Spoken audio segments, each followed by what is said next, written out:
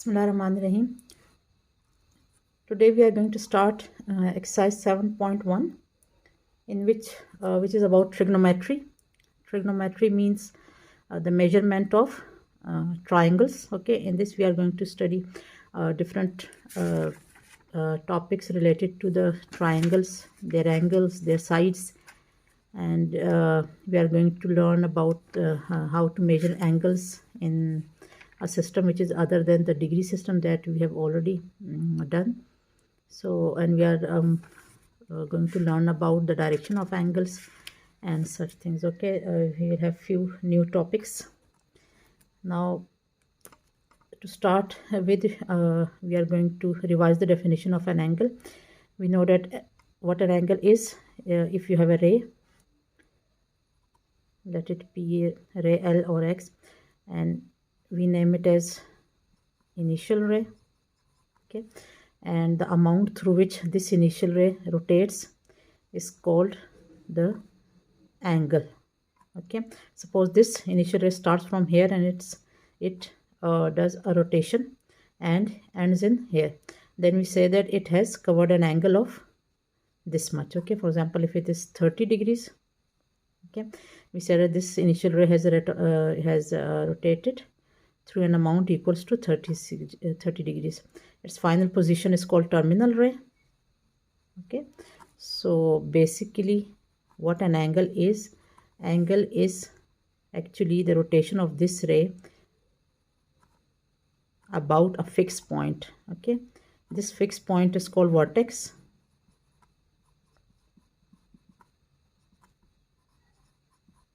Okay, so we have a fixed point, let us say it's O, and when this initial ray rotates about this point, for example, if this is the initial ray, okay, and you rotate it through an amount this much, okay, if the rotation should be about this point is fixed, okay, it will not move, only the ray will move, and it will move in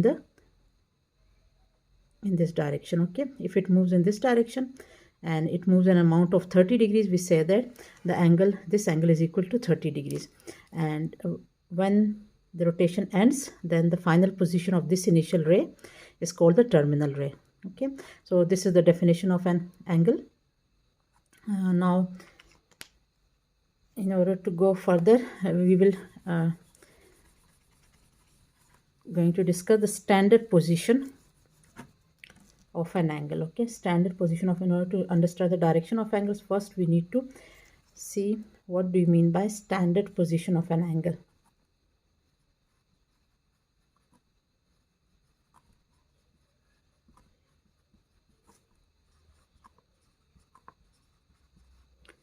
Now, in order to understand standard position of an angle, after understanding standard position, we will be able to understand the direction of angles. Okay, now what is the standard position of an angle? We know that we have a coordinate system, and which consists of two rays, the two lines, basically not rays, two lines. One is the y-axis and the other is x-axis. Okay, so in our coordinate system, what do we have? We have two lines, two real lines. Okay, one is x-axis and the other is y-axis. Most commonly or traditionally, these rays are placed at right angle to each other. Okay, because it's much easier to study things like that.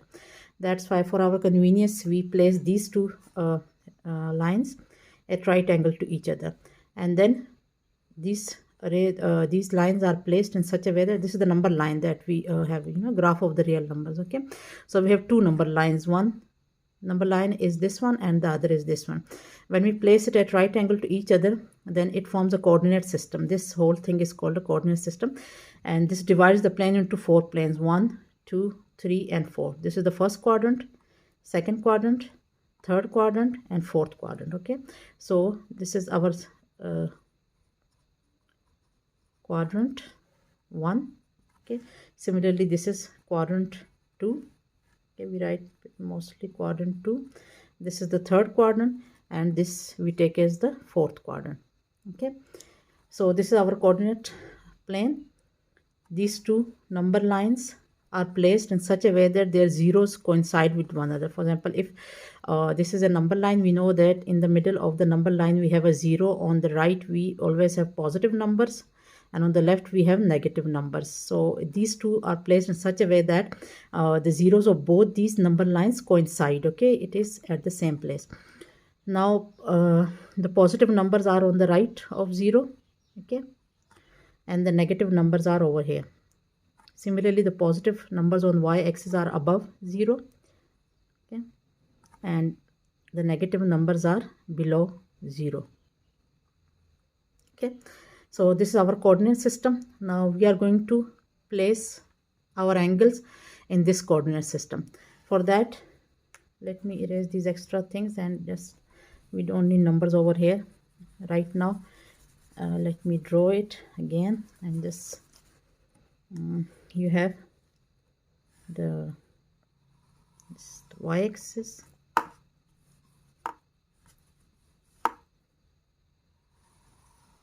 y-axis. Okay, it's 0 is here. Then we draw the x-axis, whose 0 is also here. Okay, this is the axis and this is the y-axis.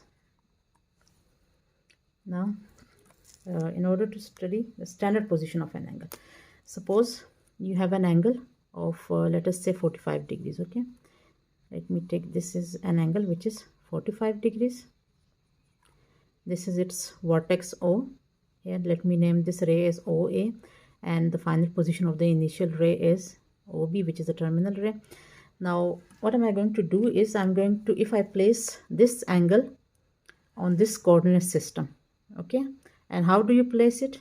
In such a way that you put this 0, sorry, not 0, you put this vertex of this angle. You know that this is the vertex, the fixed point through which this initial ray was rotating. So what you are going to do is, after drawing the coordinate plane, you take the coordinate plane and you are going to place this angle over here. And how you are going to place it? You have placed the vertex on the origin of this coordinate plane. Okay, this is the origin of the coordinate plane. What you are going to do is, you are going to place this point over here on the origin, which is taken as 0.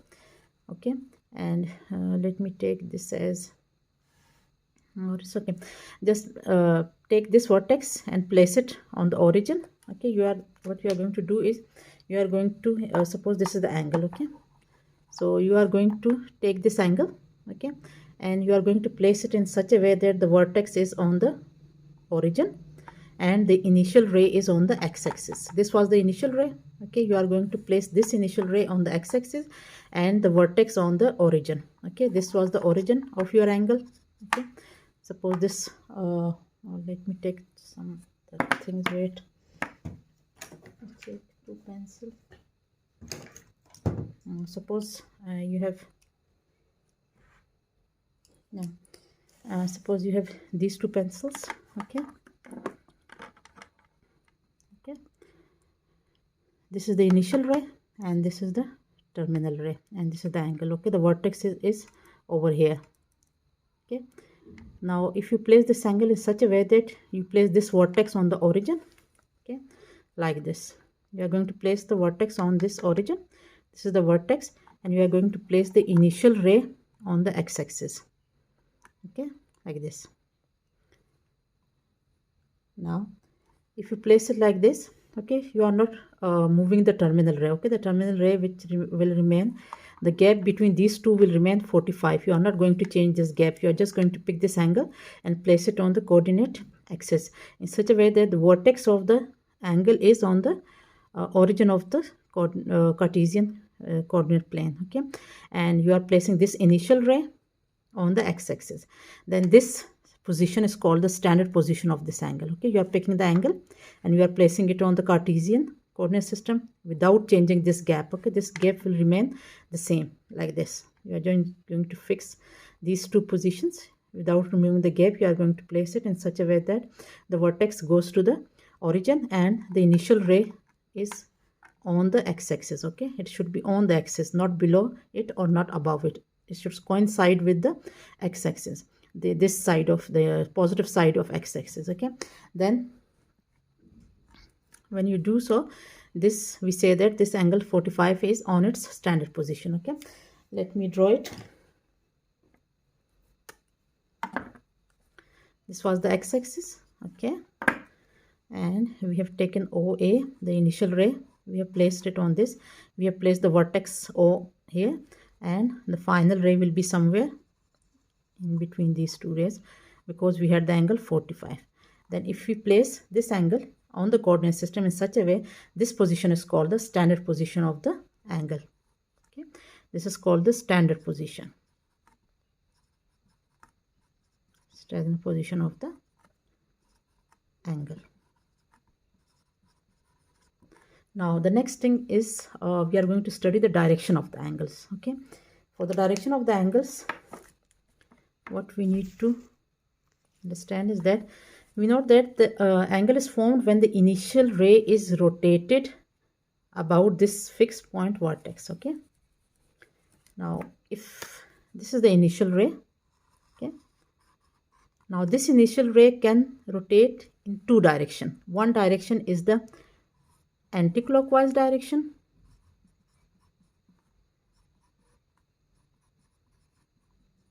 okay, and the other direction is the clockwise direction. For example, if you suppose this is the initial ray, okay, now the angle will start from here, okay, always from the x-axis when it is in the standard position. Now this initial ray can move in this direction. This direction is called anti-clockwise direction because it is opposite to the direction in which the needles of our clock move. Okay, this is anti-clockwise direction. If it moves in this direction, this initial ray, this is called anti-clockwise direction. Okay, it can stop here, which will make an angle of 90 degree. It can stop after half rotation. This will make an angle of 180 degrees. It can further rotate and move over here. This will be 270 degrees. Then when it completes the full rotation, this is called 360 degrees. It can move further, and for example, if it moves 30 degrees more, then this rotation is what this angle is. It has started from here. It has completed one full rotation, and then after 360 degrees it has moved 30 degrees more. Then it means that this initial ray has covered an angle of 360 plus 30, which is 390. Okay, so if I say this was the initial position, okay, it has rotated, it has started from here, it rotated through a full rotation of 360 degrees, and then it has further moved 30 degrees. Okay, and suppose that it has stopped in this direction, then we say that it has covered an angle of 390 degrees. This one rotation was 360 degrees plus 30. Okay, so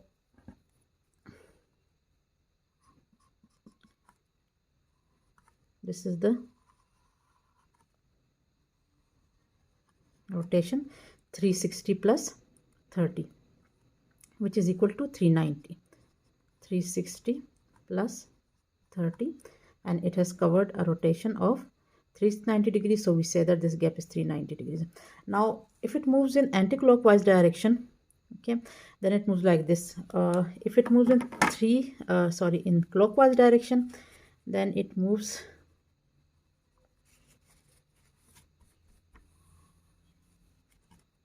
suppose this is the coordinate axis, okay, and our initial ray is over here. In the beginning it is over here. Okay, now suppose this moves in this direction. Now then it will be, for example, if it moves in this direction, it will be moving clockwise. Okay, like this. When it reaches here, it has covered an amount of 90 degrees, and when it reaches here, it has covered an amount of 180 degrees. Now again 270, then 360 will be here, plus 30 will be here.